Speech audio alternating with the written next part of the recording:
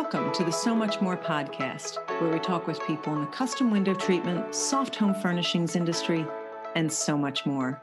I'm your host, Ciel DeGuglielmo. My guest on the podcast today is Will Hanke. He has two passions: supporting our U.S. veterans and helping window treatment and awning businesses tell their story online, providing them with increased exposure, more customers, and higher revenues. For over 27 years, he has helped mom and pops, startups, and multi-million-dollar companies with their digital marketing strategies. Will hosts monthly online training events and has spoken at conferences across the U.S. on a wide variety of topics, from analytics to lead generation through his company, Window Treatment Marketing Pros. Will teaches and helps these business owners learn more about SEO and help them make better decisions with their marketing dollars. He hosts Marketing Pains, a podcast dedicated to window treatment and awning business marketing, and I was recently a guest on that podcast. He also has a free private Facebook group called Window Treatment and Awning Marketing Secrets. He is an avid business and marketing blogger and has published several industry books, including Triple Your Window Treatment and Awning Leads and 10 Quick Wins, Winning Fast Online for Window Treatment Companies. He is an absolute pleasure to spend time with, and I hope that you enjoy hearing from Will today. Will, thank you so much for joining me today. I really appreciate your time. Yeah, excited to be here with you today.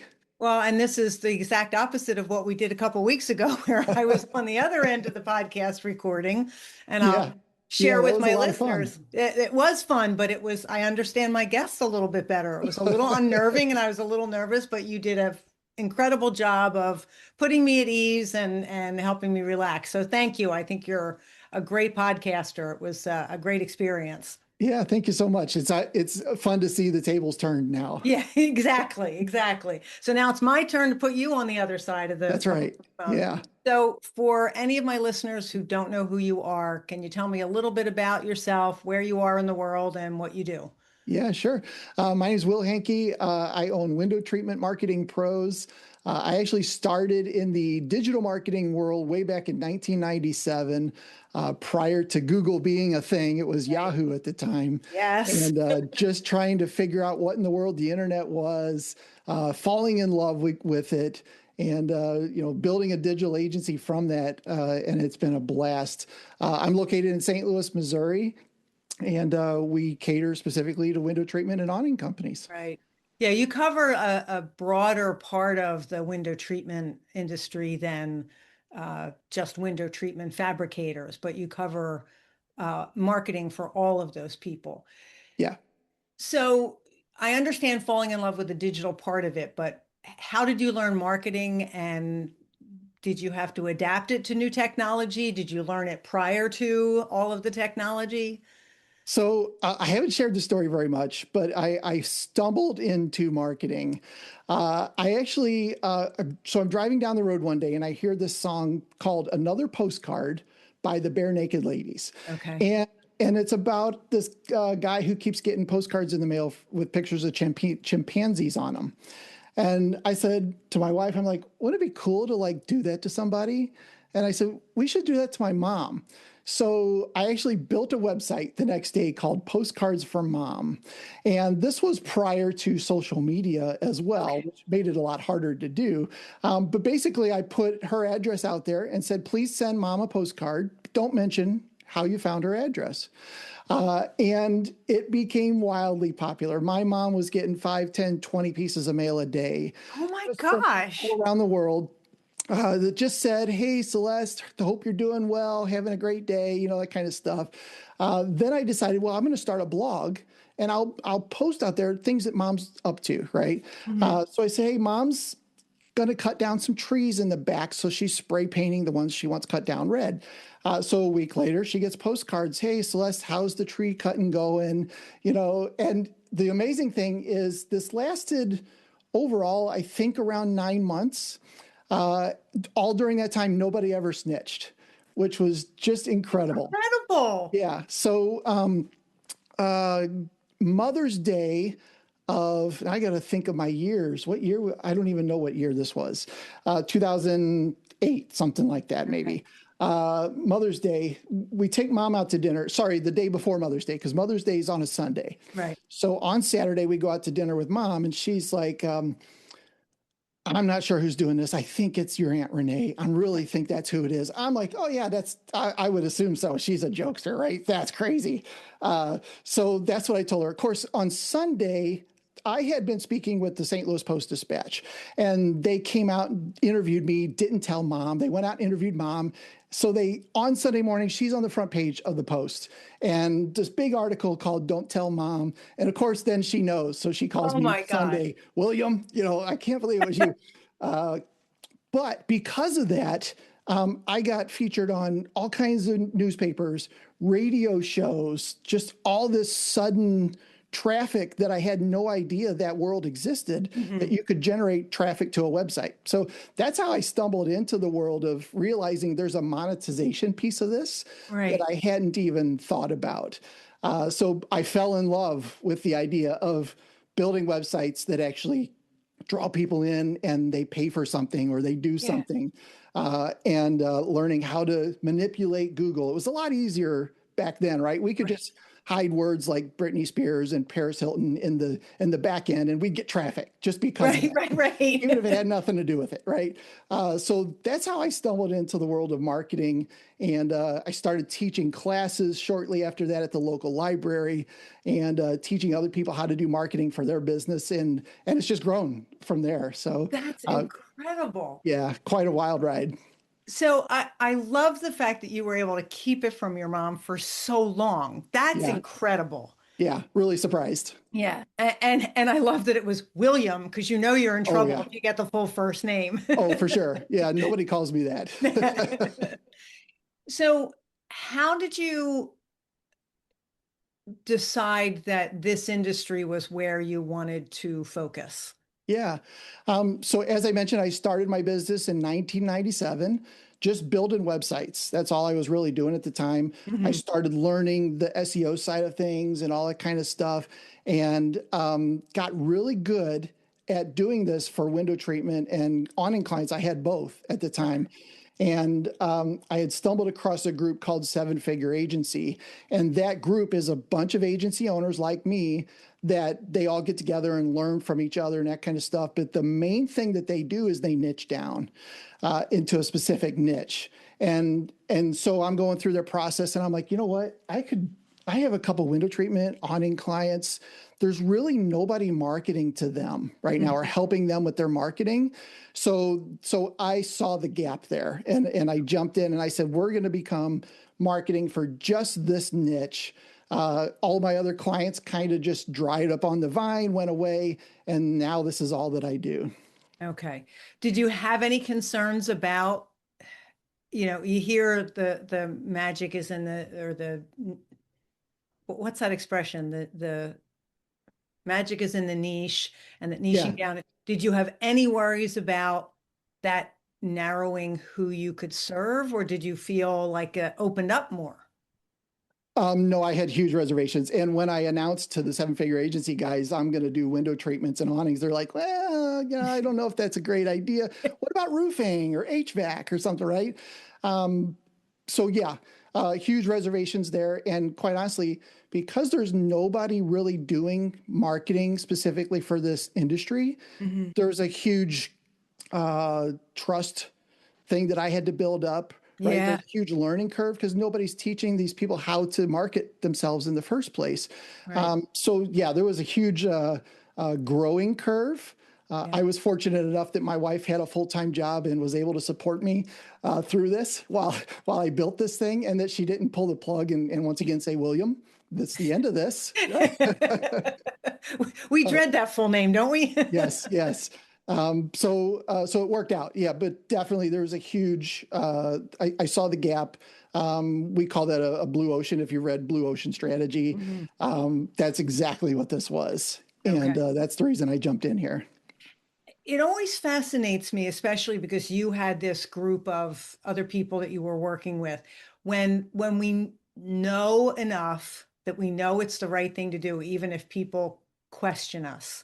Yeah. And I've told the story a couple times. When I first started thinking about starting a podcast, I was in a mastermind group with several female entrepreneurs, and the one woman had her MBA in business, and she looked at me. She said, "If you're not making money on it, don't bother to start it." Oh, wow. And there was another woman who was also thinking about a podcast, and I looked at her, and she looked at me. I said, "I'm doing it anyway. How about you?" Yeah. Yeah. And thrilled that I did. It was the right thing to do, but it was just one of those things like, why am I not trusting somebody with an MBA in business and I'm trusting myself? I'm like, because I know in my gut this is what I want to be doing. So I find that Yeah. fascinating. Yeah, for sure. And if you read Blue Ocean Strategy, that's the whole idea behind it, is the fact that really nobody's trudged down these paths. Yeah. But it's still something that is viable and could work, could not. Yeah. In my case, it did. Yeah. Yeah. And it could work because you're putting all the work into it. So Oh, yeah. that's a big part of it. Right. Yeah. So that's something that you actually have in common with a lot of us, is that starting a business and that hunch that I can do something with this. And you and I talked about it on my podcast, like, oh, this could be a thing. I can do something with it. Yeah. Yeah. So was there any point in that early part of the journey where you thought, yeah, my wife's going to walk in and say, William, or did you feel like, yeah, this is not going to keep going. I need to stop. I don't think I did. I'm a pretty positive guy. It's pretty hard for me to be negative. Hmm. So I'm always looking at the shiny, whatever the word is, shiny side of things. Yeah. But yeah, obviously there was times when she's like, hey, we can't keep living off this one paycheck. And of course, then I'm feeling the pressure, like, oh my God, I really got to grow this thing, or Yes. she's gonna make me go get a job. That sounds horrible. Yes. So yeah, there was definitely times for that. And the first several years for me, we saw very little growth. And part of that, I think I attribute back to the fact that, again, the industry really had never been told how to market and how to do all that stuff. So it was me building trust, building resources, giving things away to people to say, here's how you do this. Hmm. And I think as time went on, obviously it got a little easier. But yeah, absolutely. Early on, that was some troubling times, right? Well, I think that I talked with someone about this earlier today. In my industry, we are hands-on people. We create things. We figure out how to do things ourselves. And then, all of a sudden we've decided this is a business, but we know nothing about running a business. And, Yeah. and somebody says, "Oh, you need to be marketing." And our first thought for most of us, I can figure this out myself, when we Yeah. in fact have no skills in that area. So, what kind of resistance did you find and how did you overcome it? First of all, price. Yeah. It's not cheap to do this right. Hmm. Uh, a lot of business owners will get that approach, say, hey, you need to be doing marketing, and they'll immediately think of social media. Yeah. I think that's the biggest thing. Social media, like people that offer social media as a service, they're everywhere. And they're always saying, you really need to do this and you really need to do this, right? So that's the first thing a lot of people think. The problem for social is that it doesn't typically turn into leads. It's brand exposure and likes, but likes don't pay the bills. So Hmm. you have to start doing some of the more manual things like search engine optimization and build a website that Google loves and those types of things. That takes a lot of personnel Hmm. and therefore, unfortunately, money Right. to get that done correct. So that's a big early thing that really generates a lot of friction Hmm. for people. I also come across a lot of people who maybe don't want to grow as much as they say they do, Right. right? Maybe they're happy, making 250, 350K a year. They're paying their bills, they're living nice, they're traveling, that kind of stuff. And when they come into my world, I'm saying, okay, do you want to get to 1 million in 3 years? What do you want to Right. do? And sometimes people are like, oh, no, I don't want that, So I think that's part of it too, is just people maybe not having a really good idea of what their 1, 3, 5, and 10-year goals Right. look like, Right. and going through that exercise that can be really eye-opening to somebody. I agree. And I think that one of the things I find so fascinating in my part of the industry, which is fabricators, is that the business can be anything they want it to be. If they want to remain a one-person business, there's still ways to Yeah. scale. You can subcontract work out, you can do lots of different things. But there have been people in my industry who started out just like I did, working out of their home, single person business, and now are out of their homes, multiple employees, and past the $1 million mark, and because that's what they want, Yeah, and again had the vision to say this is how it's going to happen. for sure. But I think so many people aren't prepared for the business part of things, that marketing just feels like one more task. Yeah. And the fact that there's somebody out there who could actually be helping us with that, that's really helpful. Yeah, I think it comes down to hire people smarter than you, right? Yes. And you can't be all things to all people. So find the things that you need and find somebody that can do that. Hmm. The one thing I love about my team is that most of them are very much smarter than I am, in their specialty, and Right. that's awesome. I mean, it really makes a great output at the end of the day for our clients. Okay. So what kind of products does your business offer? Yep. So marketing campaigns, full Mhm. marketing campaigns. We don't really do any a la carte stuff. So we don't just do your paid ads, or we won't just do your social media. We're looking for partners that want to grow their business Mhm. in all areas and through digital means. Okay. So website, search engine optimization, Google ads, Yelp ads, Nextdoor ads, all these other platforms out there. Mhm. Social media is a piece of that, typically not early on. And then we also have a CRM, I call it a CRM on steroids, called Lead Boomerang. And that is the lead handling system for every lead that comes in from whatever environment you have out there. They all come into one spot. You see where they are, moving them through the sales funnel, all that Mhm. kind of stuff. So at the end of the day, you have the data and the metrics to know what's working and what's not working. Okay. So you started this business, was it just you in the beginning? Um, it was just me in the original, yeah, what we call a generalist agency in 1997. So I had a divorce lawyer and a mattress company, and whoever came along, okay, yeah, we can do that, Yeah. and then I had to go figure it out. Right. I started the window treatment marketing pros. We niched down in 2017. So I had a team from the previous that I brought over Okay. and said, hey, this is all we're doing now, guys. Okay. Focus on this. So it's interesting because just like a lot of us, there's that transition, then there's that, okay, I really specialize in Roman shades, or I really do well with this. But there's a lot of hesitation for some of us because we're perfectionists. Right. So you've been doing this, now you have a team and you're giving them assignments, and you're growing your business. Yeah. So what does your day-to-day look like? You're not doing all the tasks. You're not doing all of the work for each of your clients. What does your day Yeah. look like? Yeah. I've purposely built this in a way that it's a little bit more lifestyle for me, Hmm. so that I take off Wednesdays. I don't work on Wednesdays because I hang out with my wife. I wanted to give her a day during the week and not the weekend when the grandkids are coming over and there's life happening. Yeah. So that's part of it. For me, day to day, it's mostly sales calls, Okay. and I'm hiring my way out of that as well. Nice. So it's the last piece. Typically, for most agency owners, it's the last piece that they kind of hand over, Hmm.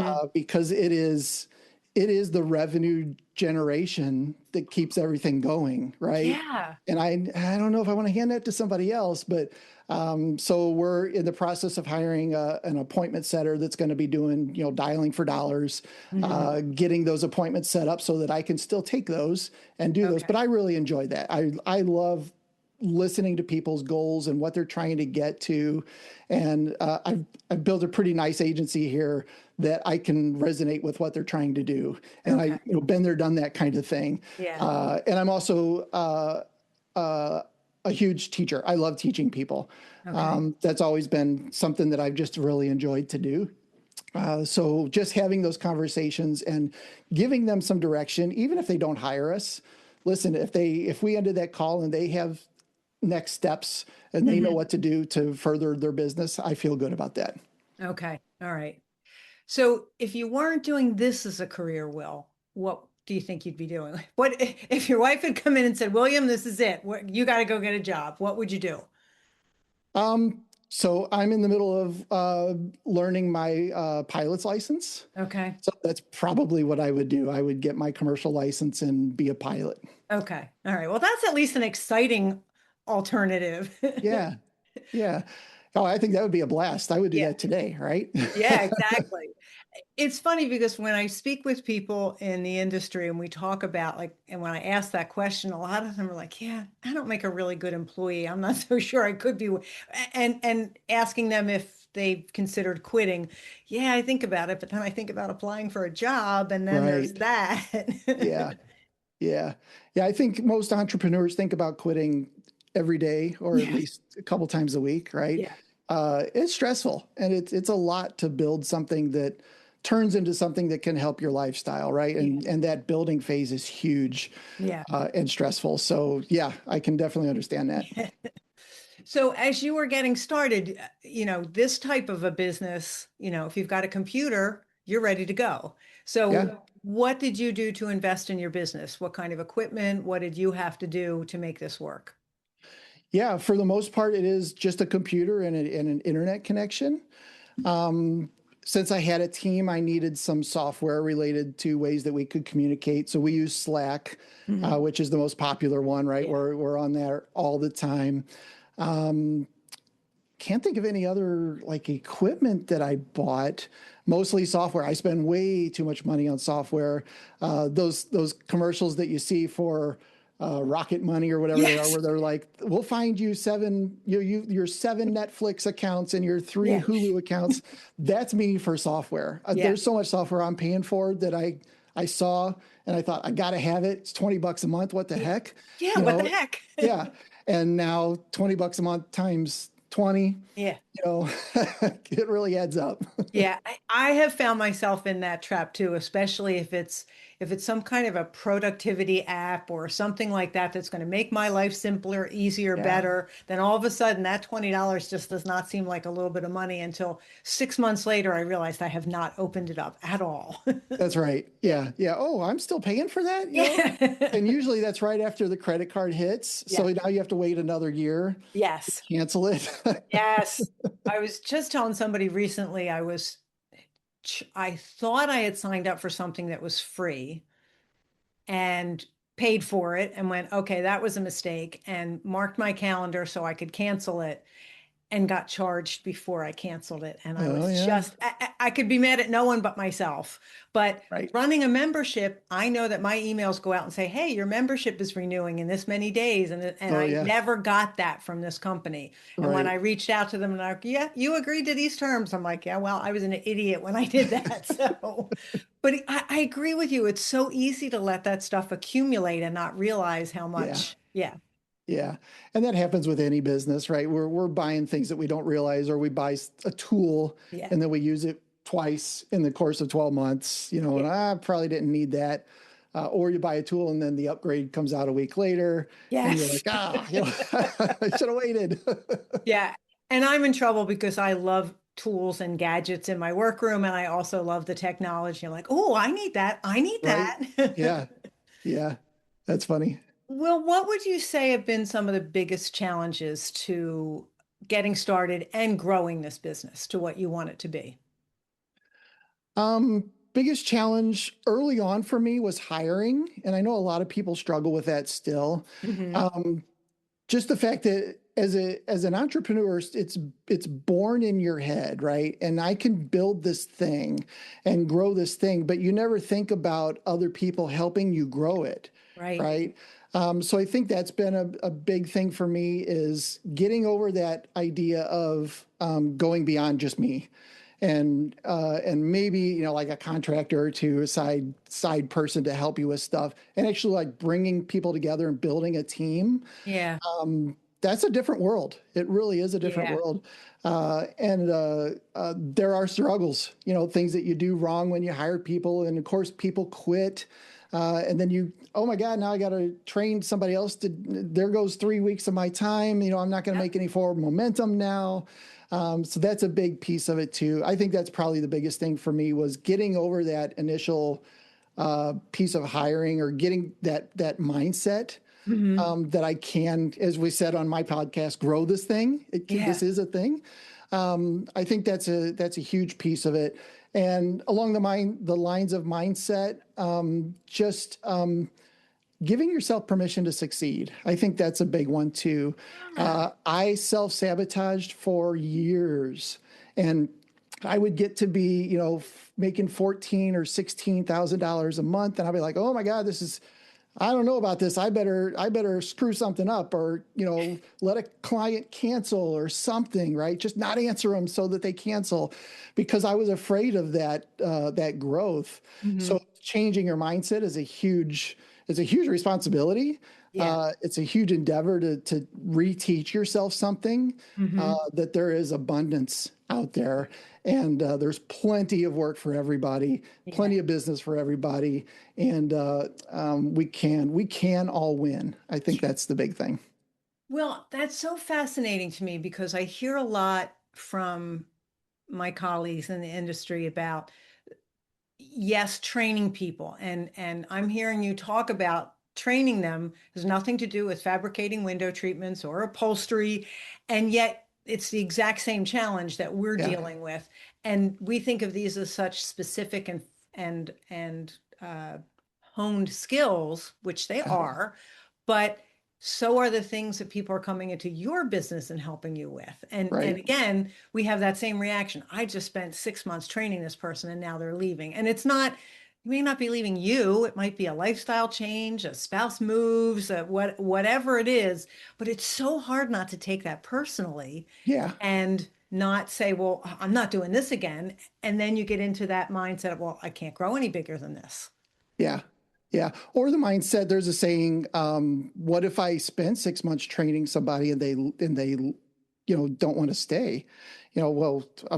What if they do leave? Or what are you going to do? You have to have those SOPs. You have to have these things in place that helps them not only succeed and maybe helps you succeed, but have that contingency in place that if something happens, you can ramp somebody else up quickly. In my case, I am perpetually overhired. I am paying way too much in payroll for the amount of work that we have.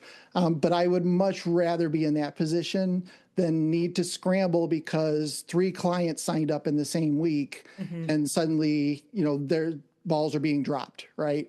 That looks bad on us. It would get a 1-star review, all that kind of stuff could potentially happen. So I tend to err on the side of having extra bodies and have them trained ahead of time and moving people up through the business, that kind of stuff. And I mean, I had a conversation earlier today with someone about training, and we're talking about how to use tools and sew and everything else, but it's still the same thing. And that ability to move people around within a business, if somebody gets sick, leaves the company, whatever it happens to be. Okay. All right.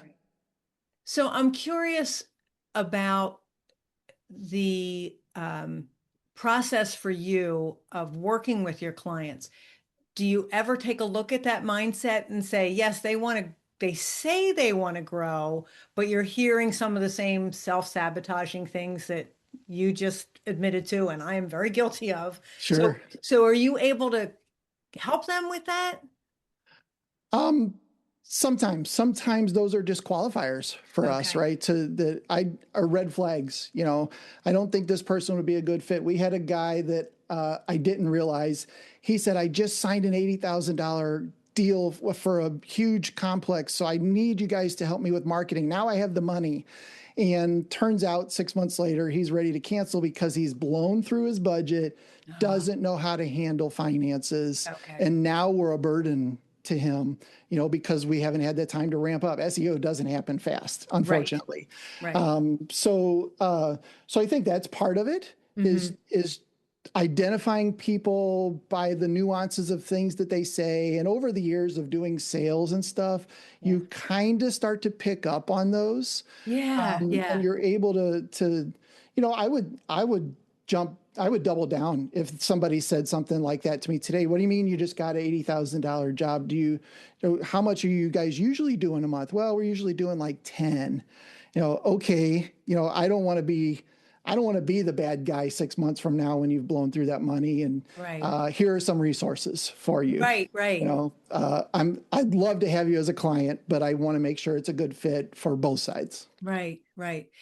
And I think, Will, that's one of the things that we struggle with too, is who is the right client for you? Yeah. And asking those questions, the qualifiers are really important. Yeah. Yeah. I'm more interested in disqualifying people than I am in qualifying them. I mean, obviously, it qualifies means I get money, right? Right. At the end of the day. But the disqualification process, to me, letting people even self filter.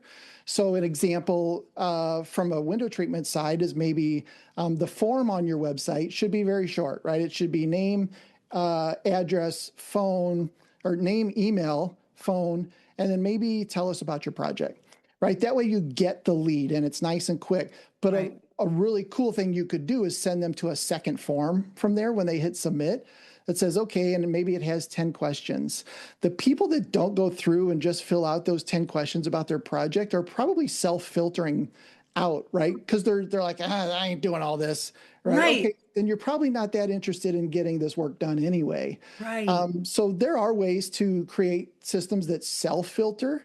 Mhm. And then from there, it just comes down to listening for those nuances and those red flags, Yeah. and tell them it's just not a good fit for us. Right. You don't want to just say I don't want to work with you, Right. but it's not a good fit for where we're at right now. Here are some resources that can help you move in that direction. Or if you, in your case, a lot of people in the industry, so maybe it's I think this person can really help you out with what you need right now. Right. One of the members of the library did a Circle Time webinar for us, and she spent over 20 years in sales. And Okay. it's obvious from her um, operating procedures. She qualifies people within the first phone call, and she doesn't waste a minute going out to their homes if they're not ready to buy. And Yep. I remember sitting through her presentation and just thinking, this is what we all need to be doing. Yeah. And again, same thing when you're asking certain questions. Oh, what kind of budget do you have? Have you ever had custom window treatments before? And if the answer is, oh, I don't have a budget, or oh, no, I've never had window treatments, then you can say a couple of things that are either going to make that person go, oh, yeah, okay, I'm ready to do this, or oh, no, this is not for me. And that's Yeah. fine. Just like Yeah. those clients are not every client is yours. Not every client is for a custom window treatment workroom. Right. Yeah. Google just came out with a thing like last week where they're now saying if you start to put price ranges on your website, they're more likely to show your website to potential customers. Oh, really? So that's a big change. It And is. it really helps with exactly what you're saying. Like somebody types in window treatments near me. I need some blinds, right? What are they, like $20 each or something like that? And they look on there and then they have somebody come out and they get a quote for $4,000 and they're like, oh my God, and it was a waste of time for Right. that designer to come out in the first place. So it's really smart of Google to start being able to build some of that in and say it. You don't have to say a price online, Right. but you need to give a price range so people have a good idea.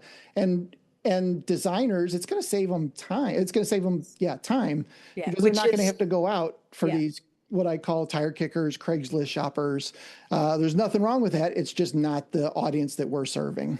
exactly. And I think that's been part of it. And especially, like you said, anybody who came your way in the beginning, sure, I can do that for you. Now I'll Right? figure out how Yeah. to do it. That resonated with me because can you make swags? Sure, I can. I'm not even sure what that means, but Yeah. Yeah. I will go to the library because that's how long ago it was. I will look this up and I will figure out how to do it. But Yeah. then at a certain point, you realize like I am not the workroom for every single person, and that's Right. okay. But I love that you have other resources for them. Absolutely. I think that's the big win on the back end is pointing them in the right direction, not just saying no. Yeah. Give them something to help them down their journey and to help them solve whatever that issue is. Right. It can come back to you in many ways, including them coming back as a client, When they're ready. when they're ready. Yeah. I love that. Yeah. The sponsors of the So Much More podcast allow me to bring guests to you each week. And without them, I couldn't do it. I'm pleased as the owner of the Curtains and Soft Furnishings Resource Library that I can use the library to help sponsor the podcast as well. The library hosts the industry's largest curated collection of educational resources for the custom home furnishings professional. Membership to the library gives you access to a wealth of downloadable reference materials, videos, live events, as well as a community of support to help you develop your design, sales, and fabrication skills, and to grow or start a business. Join the library today at csfrl.org. The Workroom Channel is the premier online training provider for professional fabrication skills. Go to theworkroomchannel.com to browse the selection of anytime access courses created by industry experts. Watch detailed demonstration videos, download companion materials, and participate in private course discussion boards with your instructor and classmates from around the world. Start your course path today at theworkroomchannel.com. Education, networking, visibility, and industry discounts are just a few of the benefits that are offered to members of the Window Covering Association of America. The WCAA is the only national nonprofit trade association that's dedicated to the window coverings industry and the dealers, decorators, workrooms, designers, and installers that make up our membership. The library is a gold level sponsor of the WCAA. Join today at WCAA.org. WCAA, where you are never in business alone. Discover Klimaka Studios, where innovation meets exceptional design. Klimaka fabric and wallpaper collections are inspired by the original works of collaborating artists and developed with the understanding of how fabrics are manipulated into exquisite soft home furnishings. Workroom businesses enjoy exclusive access to engineered designs and best trade pricing.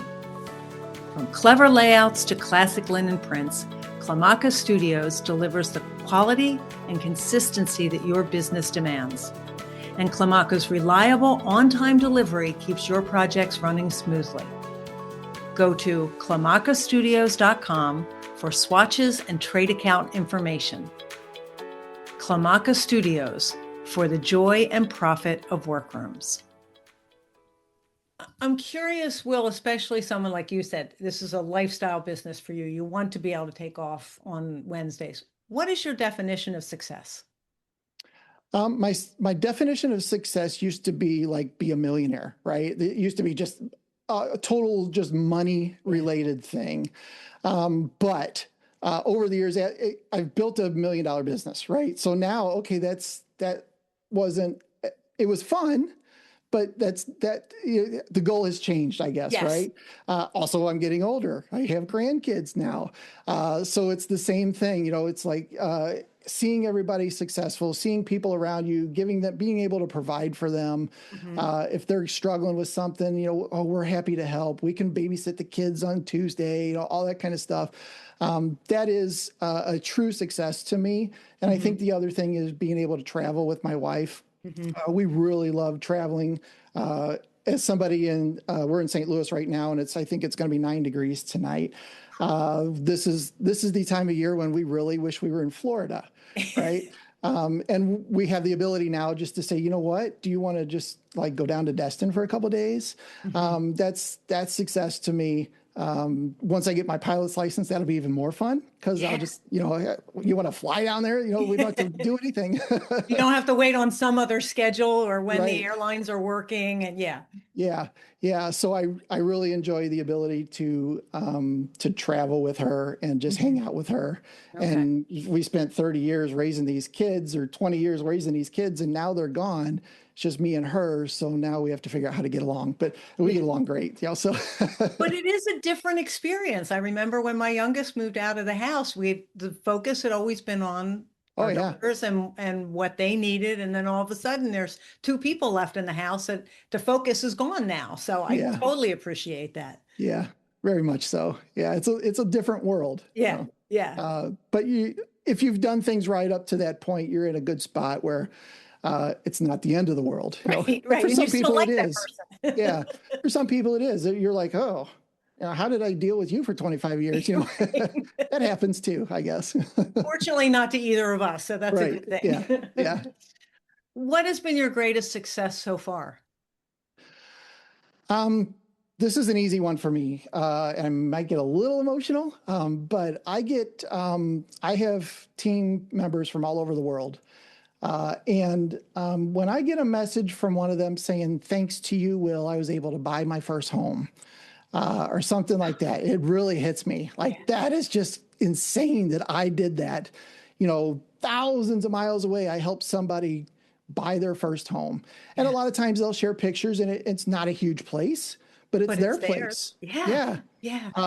That for me, every time I get one of those, I don't get them very often, but when I do, I'm like, oh my God, this is the reason that I'm doing this. My daughter works for me. She lives in Long Beach, California.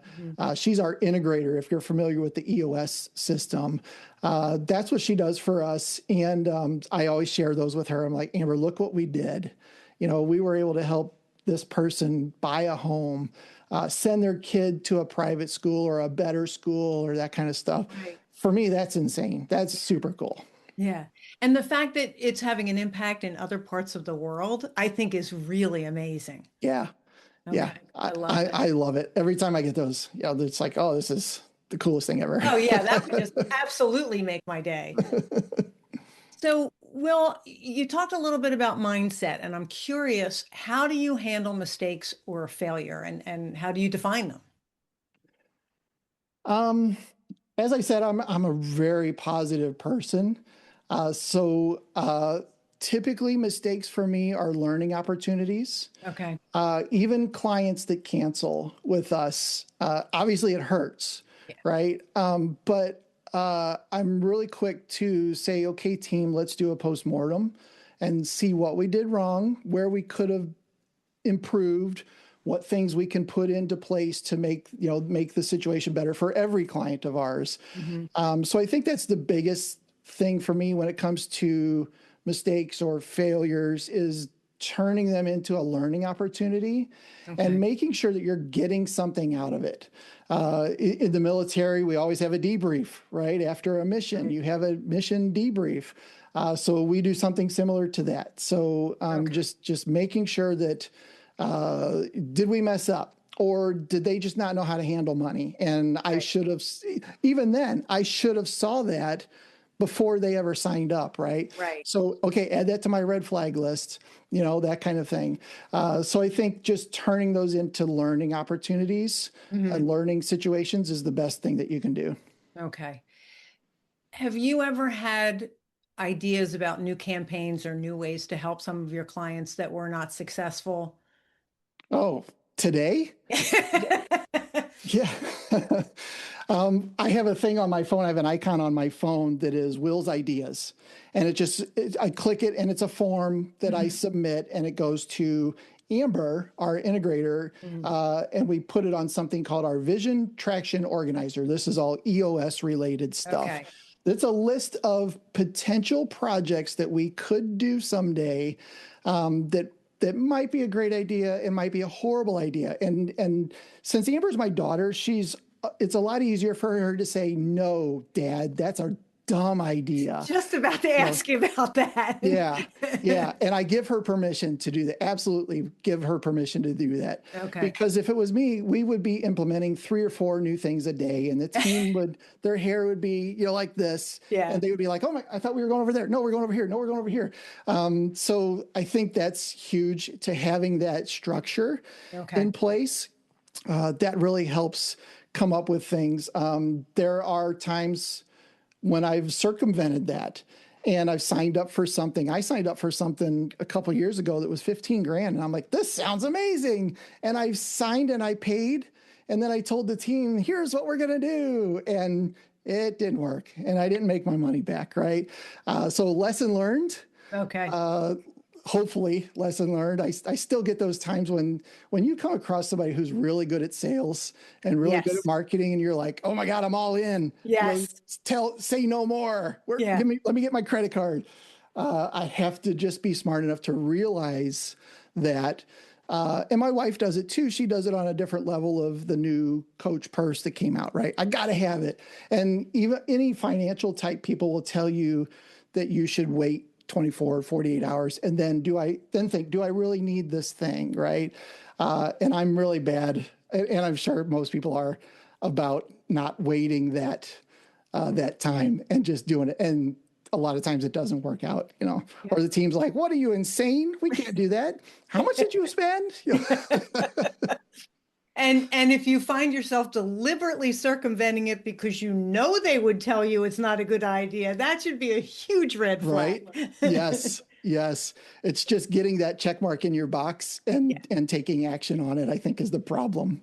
I have found myself, I definitely am attracted by the shiny objects, and this new planner will be the planner that changes my life and all of that. And so I've gotten into the habit of opening it, even clicking on, put in my cart or whatever, and then walking away. And I can't even tell you the number of times I come back a day later, like, I don't even know what this is. What am I looking at? So it has saved me. But there's still a number of things I've signed up for and went, what was I thinking? Yeah, for sure. I think I need a team to stop me. I know we talked a little bit about books when we recorded my podcast. Can you share any books that have significantly changed you or shaped you personally or your marketing business? Yeah, I mentioned EOS. So there's a book called Traction. Absolutely fantastic book for anybody who's building a business and wants to scale to a bigger thing. Absolutely read Traction. In fact, I bought it for all of my clients about 2 years ago. I bought, 40, 50 books, had them all shipped here, and then I mailed them to my clients individually with a note. You really need to read this. That's a great one. Never Split the Difference. By Chris Voss, I think is his name. Okay. One of the few books that I've read multiple times, and it's about negotiating and those kinds of, it's such a good book. Okay. Really enjoyed that. There's one called Can't Hurt Me by David Goggins. He's a Navy SEAL or ex-Navy SEAL, former Navy SEAL. Yeah. Just a tough dude. And the things that he overcame were really inspiring. Yes, I've heard him on podcasts. Now that you're talking about him, I do remember. Okay. Yeah, I mean, he's a bad dude. Like, you don't want to mess with him. And he's probably, I don't know, he's probably close to 60, I would think. But you still don't want to mess with him. And the things that he overcame is pretty incredible. So absolutely fantastic book. I actually got the audio version of that book because he reads it. And in that, he jumps in and tells some side stories from the book, which is just amazing too. So definitely worth getting the audio there. All right, I will add that to my list. Perfect. Okay. We talked about, you could kind of get started with just a computer, and we talked about buying lots of software. Yeah. Is there any one technology or platform that has really had a huge impact on your work? Slack for sure. Just the ability to have a team all around the world and have them be able to communicate in some sort of structure all in one place. Right. Is great. Another thing that I couldn't go without is a camera. because I make so many videos and so much helpful content for people that I absolutely have a camera, and I'm a little addicted to cameras. I've got the Insta 360 camera here because I want to mount it to the plane and get some cool shots of the fields around me and just random stuff like that. And then probably the other thing is, I mentioned this earlier, is SOPs, and having some sort of system in place that is predictable and repeatable is been a huge piece of our growth. And having the team understand that the part of our culture is that if we're doing something new, we're gonna open up Word and we're gonna write down the steps. We can make it fancy later, but we just need to kind of document what we're doing here so that we can continually tweak it and make it better as we go. But having a huge SEO or SOP library. Also, when we hire somebody, we just introduce them to that, right? Here's what you got to do. If you're not sure, go in here. It's probably in there. Okay. All right. You mentioned EOS a couple times, and everyone might not know what that is. Could you explain what that is? Yeah, it's the Entrepreneurial Operating System. So it is a system that you apply to your business around the way that you run meetings, the goals that you set. So I mentioned 1, 3, 5, and 10-year goals. So we have all those for our business. And they're a moving target, right? So a year from now, when I set my 10-year goal, my last year's 10-year goal has hopefully moved closer together, closer to that. So that's a big piece of it. How to run meetings is a huge piece of that. And then breaking down your goals into quarterly rocks. So if you've ever seen the video of the guy with the rocks in the jar, and is this jar full? No, because then he puts marbles in it, right? Or then he puts sand in it. Right. So having those rocks in 90-day increments, and then every week meeting with your team and saying, okay, is this rock on track or is it off track? Are you going to be finished with this in 90 days or not? Right. And if you're not, let's talk about it. What are the next steps? Let's put some to-dos together to keep it moving forward. So that's a big piece of EOS. There's also annual meetings. So once a year, it may be a 2 or 3 day thing where you meet with the leaders of your team and talk about what's it going to be like a year from now? What do we want this to be like a year from now?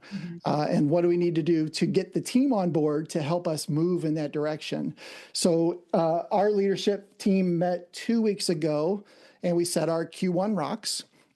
And then those rocks are disseminated by me through an all-hands meeting. Here's the rocks, kind of like a State of the Union, right? Yeah. Here's the State of the Union for Q1 for our business. Here's the rocks that we want to achieve. And then those teams take those rocks and build their own rocks that will support the leadership's rocks. Okay. So at the end of the day, all the smaller rocks are helping prop up the big ones, and we're moving forward quarter after quarter and hopefully completing all of our rocks.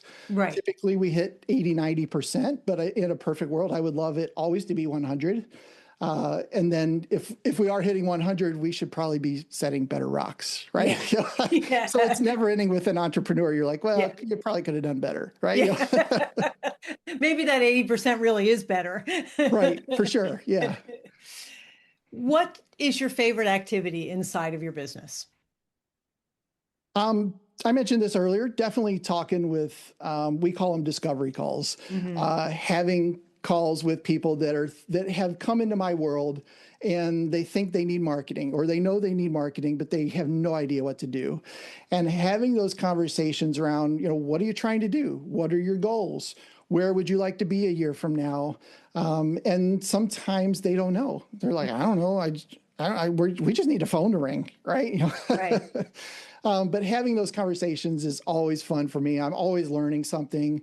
I'm talking to people all around the country, which is pretty awesome. They're going through different things, right? People in Florida are fine right now. The people in Chicago are struggling a little bit, just getting to appointments. Right. So that's fun just to hear the different types of people, what they're doing, and also what they're selling. Solar shades are a lot bigger in Arizona than they are in Minnesota. Right. So that's kind of interesting to see the different products across the U.S. too. But mostly learning about what they're trying to do and just having those conversations in a non-salesy way is always been fun. I was always afraid of sales because I always thought sale meant getting a yes before we hang up. Yeah. And that's not even the case. Just learning and offering some sort of assistance. If I can help you, I'd be happy to help you. Here's how I can do so. And if I can't, again, here's some resources to help you. Okay. What is your least favorite activity inside your business? Least favorite activity. I'm stalling for time here while I think, right? Isn't that what you do? You repeat what somebody says. Yeah, exactly. Probably losing clients when somebody cancels, especially when it looks like, this is going to sound a little stupid, but when it looks like we didn't do anything wrong, and it looks like everything was done right, but they still canceled. And even the data and the numbers show that they're growing but you don't know what else is going on in their world, right? Absolutely true. Yeah. It could be 100 different things, but it still hurts. Yeah. Every time that happens, or losing an employee, especially when they come out of nowhere and say, I'm putting in my 2 weeks. That really hurts, especially if you like them, right? Yeah. And you're like, we were gonna rule the world together, It's hard not to take that personally. For sure. Yeah. It's when I lose a client, it's typically the only time that I'm negative or down or bummed out. But other than that, I'm pretty happy guy, But my wife will definitely know if somebody canceled. Oh, yeah. Changes your demeanor a bit. Yeah, a little bit. Will, what do you do extremely well? What do I do extremely well? I love to teach. And I love what I do, right? An entrepreneur that loves what they do will never have to work a day in the world, right? Isn't that what they say? So I love what I do, and I love to be able to teach other people how that they can do it themselves, quite honestly. And that is so much fun for me. I mentioned the 7-figure agency group that I'm in. I'm also a member mentor in that group. So I actually meet with a lot of agency owners that are growing other agencies. Maybe they're niching down into roofing or dentistry or whatever niche they want to go into. It's still the same, right? As you mentioned earlier, it's still the same you're still building a business, and these are the steps, and this is the things you need to do. Really enjoy the coaching piece of that as well. So, okay. What do you not do so well? What do I not do so well? I am 5 or 6 years ago. Let me back up. You always hear about building avatars for your business, right? And understanding who your audience is and how they buy and that personality kind of thing. And I taught it, but I kind of always just thought it was kind of fluff, or that's just part of marketing. And one day somebody did a personality test on me, and I read through that. I'm like, oh my God, this is totally me, right? So the thing that I learned that I don't do well is follow-up. And if you walk around the house, you'll see a lot of home improvement jobs that are 80% done. And they've been that way so long that there's dust on the what are those boards that go along the bottom of the baseboards? Baseboards. Yeah. There's dust on them because they're sitting on the floor because they haven't been nailed to the wall. It's just the follow-up is just horrible for me. And I think that's pretty normal with entrepreneurs. We're a quick start. We like to get things going, get things moving. But then once we get to 80%, we're off to the next thing, right? Yeah, right. I'm done with you, baseboards. I've got more exciting things. That's right. Yeah. And it drives my wife nuts because she's like, I just want to finish a project, Well, I mean, it's kind of finished, right? Yeah, it's almost finished. Doesn't Yeah, that yeah, count? that's right. But what about the bathroom? I mean, look, we need to do something over there. Now we need to start it right now. That's right. So definitely for me, that's the thing that I've learned over the years is the different personality types and the fact that my follow through is atrocious. Okay. And my quick start is very good. So Okay. yeah, I think that's good. Understanding that about yourself. Yeah, absolutely. Yeah. As long as we don't forgive ourselves and move on before we complete that project. That's right. That's the ticket. Yeah. And it's so funny because when you finish that project, you feel great. You're like, why didn't I do this 6 months ago? Yeah. It's awesome. I'm so glad that's done. And she's not going to bother me about it anymore. Right. It took me 30 minutes. I should have just. That's the worst part. It doesn't take that long. Right. In what ways do you think you're resilient, Will? The ability to take problems and find solutions. Okay. And then document them is the big piece there. Document them so the momentum is always forward. Okay. I think that's a huge thing for me to take things and turn them into, again, learning situations and come up with solutions to keep them moving forward. Okay. What about you would surprise people? What would surprise people about me? I already mentioned the pilot thing. I love cast iron. I don't know why, but I'm obsessed with cooking with cast iron. That's something very different and strange. Yeah, it is. But I don't know. There's something about just being able to. It's so versatile, and if you take care of it correctly, it can serve you very well. Yeah. Yeah, we have quite a bit of cast iron, and I'm not the cook in our family, so it's definitely my husband. I get. Oh yeah. I'm the cook 90% of the time. Where do you see yourself in 5 years? I either see myself in the same position, so continuing to do what I'm doing, or I'm bringing my daughter up in the industry in the business for the reason of handing it over to her. Okay. So if we can build this thing really good, I would love to give it to her and go to Florida, never to be seen again. Except fly back once in a while. Yeah, I mean, my wife's going to want to see the grandkids and all that nonsense, right? Yeah.